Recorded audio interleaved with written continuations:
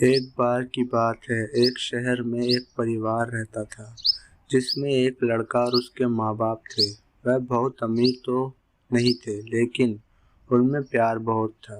कुछ दिनों के बाद उस लड़के की शादी हो गई।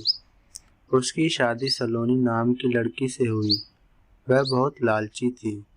वह अपने पति को किटी पार्टी में जाने के लिए बार बार नए कपड़े और गहने लाने को बोलती थी।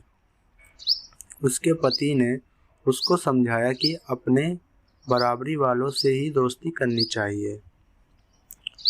अगर तुम महीने में 10 बार किटी पार्टी में जाओगी तो तुमको हर बार नए कपड़े और गहने कौन दिलाएगा।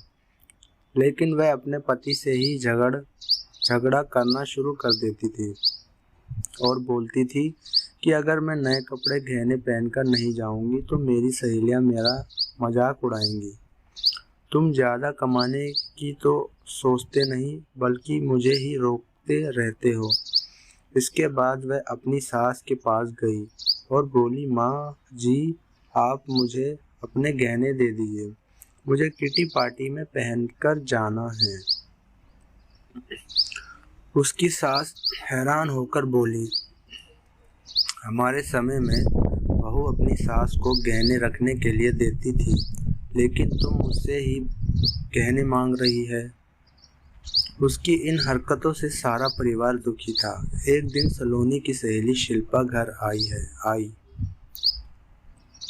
उसने सलोनी की सास से सलोनी के बारे में पूछा। उनने बताया कि सलोनी पार्टी में गई है। शिल्पा ने सलोनी की सास से पूछा, आप इतनी दुखी क्यों दिख रही हैं? तब उनने सारी बात बताई कि सलोनी किस तरह बार बार नए गहने और कपड़े की डिमांड करती है और सारे पैसे इन्हीं पर खर्च कर देती है।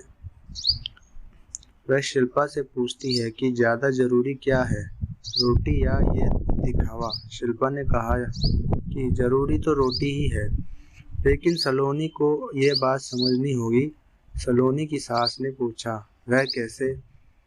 इसके बाद शिल्पा ने कहा, देखते जाइए।